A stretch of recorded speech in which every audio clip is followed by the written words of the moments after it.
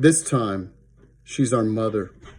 And the earth is her body, and she's giving birth to everything as she sings the world into spring, which is her favorite season.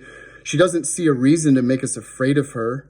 Since people who are afraid of God have made the world hell already, she's going to dispel all the lies with smells that are nice and bells ringing in the breeze as the trees dance to her song. She only wants everyone to belong and get along, to stop trying to prove each other wrong and show off how strong we are. That world is gone. It's passing away. Before long, it will be a distant yesterday, and our children will only remember calling God Mama when they pray. And she will play with them in the fields where they will feel safe and loved, and no one will steal their joy ever again by holding their sin over them, telling them they're damned unless they comply with the Grand Inquisitor's demand to never ask questions when they don't understand, to recite the canned formulas while they stand and kneel as though God is only real inside a book where we look for the knowledge of good and evil. So much good is written in there, but it wasn't worth the rape and murder of millions whose gods were no less beautiful for the one fruit to be made into the only truth. We had no excuse.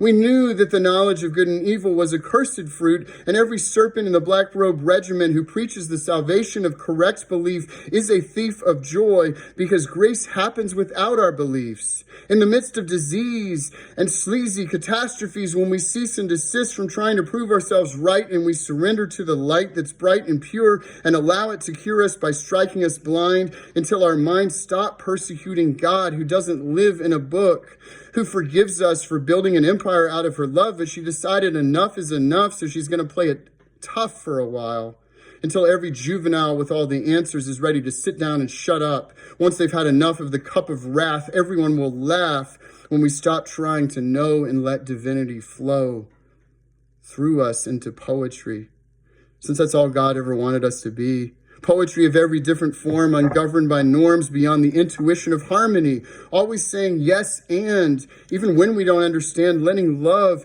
take command of humanity before we fall into deeper calamity caused by our vanity. But our insanity does not overwhelm God any more than a mother is overwhelmed by a screaming child. She knows we're wild, and she's wilder than we are.